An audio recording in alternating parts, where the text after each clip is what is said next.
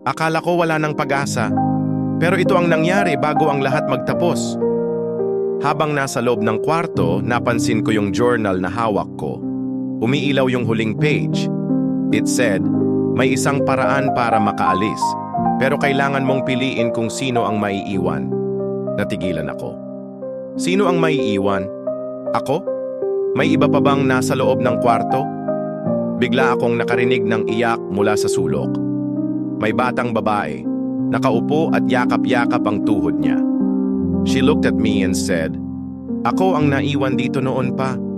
Tulungan mo akong makalabas." I was torn. Kung tutulungan ko siya, baka hindi na ako makalabas. Pero kung hindi, paano na siya? Then, she whispered something. May salamin sa sahig. Tingnan mo. Pagtingin ko, may maliit na mirror. Nakita ko yung reflection ko. It wasn't fading anymore. Pero yung reflection ng bata, she didn't appear at all. Parang hindi siya totoo. Napaisip ako, was this a test? Sino ba ang dapat kong iligtas? Ako o siya? In my desperation, I smashed the mirror. Suddenly, a bright light filled the room and I felt myself being pulled out. Next thing I knew, nasa labas na ako ng kwarto.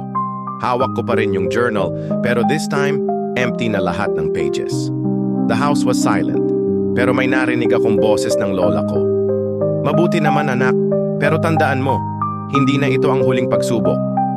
Ngayon, parang may nagbago sa mundo ko, pero hindi ko alam kung dapat ba akong matakot. Sa tingin niyo, ano ang ibig sabihin ng huling sinabi ni Lola?